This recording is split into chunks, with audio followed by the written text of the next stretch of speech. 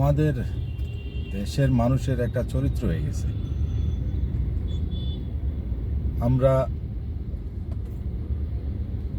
যদি আমাদের স্বভাব থাকে, ধরেন রিক্সা, আমি ছোট থেকে দেখি রিক্সা, জন্মের পর থেকে দেখতেছি রিক্সা, তাহলে আমাদের টার্গেট বা আমাদের স্বপ্ন তো রিক্সাই থাকবো। বর্তমান প্রেক্ষাপটে যে অবস্থা ঢাকা শহরে, শুধু ঢাকা শহরে না, ঢাকার বাহিরেও, আমি তো যাই, বা যারা গাড়ি চালায় তারা প্রত্যেকেই হয়তো কম বেশি ঢাকার বাইরে যায়। যেই পরিমাণে রিক্সা বাড়ছে আমাদের দেশের, অকল্পনীয়। এত পরিমাণে রিক্সা বাড়ার মূল কারণ হয়েছে আমাদের দেশের শিক্ষা ব্যবস্থা। এখন আমাদের দেশের শিক্ষা ব্যবস্থাটা এতটাই দুর্বল করে রাখছে, বা হইছে, বা আগে বিগত সরকার এতটাই দুর্বল করে রাখছে, যেটার কারণে মানুষ, শিক্ষা তো নাই, কি করব, পেশায় রিক্সা চলে আসে। এখন এই রিক্সা কারণে যেমন ঢাকা শহরে আইন শৃঙ্খলা বিঘ্ন করতেছে। কাজে গ্রাম অঞ্চলের থেকে কে কি করে আসে, বা কার কি অবস্থা, কে কি করতেছিল, হুট করে ঢাকাতে চলে আসে, অকারেন্স করে আসছে কিনা কে জানে, কেউ তো জানে না। কাজে তাদের তো লাইসেন্সের প্রয়োজন নাই, তাদের ডকুমেন্টসের প্রয়োজন নাই, কিছু প্রয়োজন নেই। ওর হাত পা থাকলেই হইল, চাকরি একটা পাওয়া বয়, গ্যারেজ থেকে একটা রিক্সা পাওয়া যায়, আর যদি টাকা পয়সা থাকে তো একটা রিক্সা একটা কিনা নেয়। আর রিক্সাওয়ালাদের আচার আচরণেই বোঝা যায় যে তাদের স্বভাব চরিত্র কী ছিল, গ্রামে অঞ্চলে বা যেখানেই থাকুক কি করতেছিল।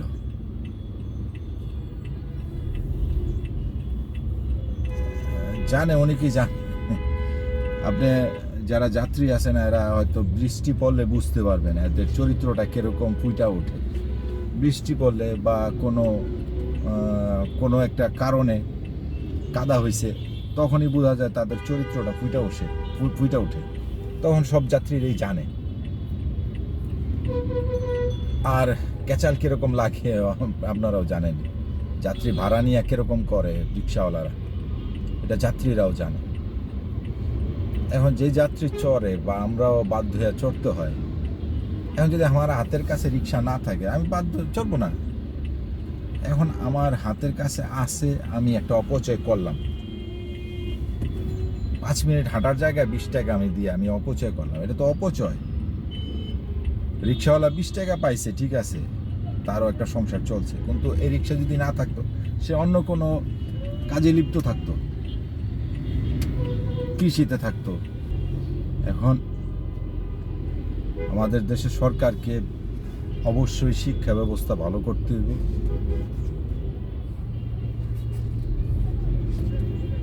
বিদেশে যেমন এখন বিদেশে লোক পাঠানোটা সরকার বন্ধই করে দিয়েছে এক প্রকার। সব দেশের সাথে সম্পর্ক শেখ হাসিনা থাকতে বা যারাই ছিল, বিদেশ পাঠানোর ব্যবস্থাটা সবচেয়ে খারাপ করে রাখছে।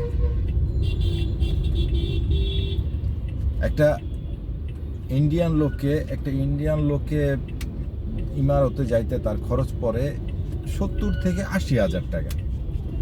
সেই ইমারতে যাইতে বাংলাদেশের টাকা লাগে 4 লাখ টাকা, 3 লাখ টাকা। সৌদি লাগে 7 লাখ নেয়, 5 লাখ নেয়। আর ইন্ডিয়ান যাইতে 60 থেকে 70 হাজার টাকা লাগে ওদের খরচ। ইভেন নেপালিরা যাইতে সর্বোচ্চ খরচ পড়ে ওদের 1 থেকে 1.5 লাখ টাকা, সর্বোচ্চ একটা হাইস্ট। এটা অতিরিক্ত টাকা, 1 থেকে 1.5 লাখ টাকা। আর আমাদের বাংলাদেশ থেকে ইমারত যাইতে খরচ পড়ে 3 থেকে 4 লাখ টাকা, সৌদি লাগে 7 লাখ টাকা, 5 লাখ টাকা। ইউরোপ তো বাদই দিলাম। মালয়েশিয়া মানে 4 লাখ 5 লাখ টাকা। এটা সরকার জানে, অবশ্যই জানে, সবাই জানে, কিন্তু এটার প্রতি গুরুত্ব দেয় না। বিদেশ যাওয়ার খরচটা কমায় আনতো। আজকে যারা যে বেকার যুবকরা এসে রিক্সা চালায়, সিকিউরিটি নষ্ট হইতেছে দেশের। আমি আমার জানার মতে রিক্সাওয়ালারা, অনেক রিক্সাওয়ালা আছে অকারেন্স করে। আমার এক পরিচিত লোকের গাড়ির লুকিং গ্লাস সব খুলে নিয়ে আসে রিক্সাওয়ালারা, চুরির সাথে জড়িত রিক্সাওয়ালারা।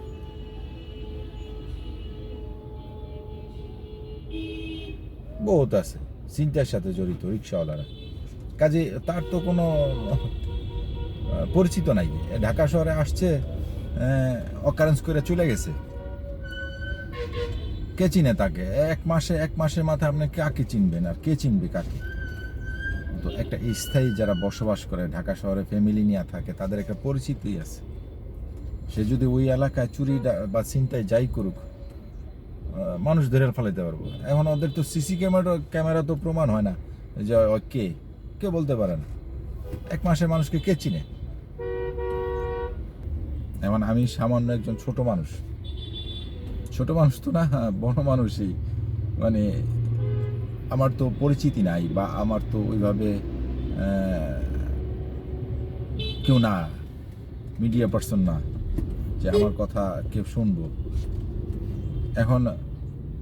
এখন নিউজে যদি একদিন দেয়, মাঝে মাঝে দেখি নিউজ দেয়, রিক্সার উপরে নিউজ করে, পরের দিন দেখি টক শোতে আরেকজন বলে আমি রিক্সা বন্ধের বিরুদ্ধে, আমি পক্ষে না, রিক্সা বন্ধের পক্ষে না, রিক্সা কমানোর পক্ষে না। আরে ভাই, তুমি রিক্সা বন্ধর পক্ষে না হোক, তুমি তো বলতে পারো যে এদের একটা ডকুমেন্টস করা উচিত। রিক্সা যারা চালক, যারা রাস্তায় নামবে, অবশ্যই থানা থেকে একটা, এখন আমরা যারা গাড়ি চালাই এরা বিআরটি থেকে একটা লাইসেন্স নেয়, ওদের না হোক, একটা থানা থেকে একটা ডকুমেন্টস নিক, একটা কার্ড নিক, যাই হোক, একটা স্ট্যাম্প নিক, যে ঢাকা শহরে সে গাড়ি চালানো, রিক্সা চালানোর অনুমতি পাইলো, সে এলাকায় থাকে। এটা তো অ্যাটলিস্ট থানার কাছে একটা ডকুমেন্টস থাকলো যে এই লোকটা রিক্সা চালক, এই লোক রিক্সা চালাবে এই এলাকায়। এটা তো করা উচিত, যে থানায় যাবে, সে থানা থেকে একটা পারমিশন নিবে, তারপরে রিক্সা চালাতে পারবে। এটা তো করতে পারে, কিন্তু এই কথাটা কেউ বলে না। যাই হোক, ধন্যবাদ সবাইকে যারা আমার কথাগুলো শুনছেন। ভালো লাগলে লাইক, কমেন্টস, শেয়ার করে দিয়েন। ধন্যবাদ সবাইকে।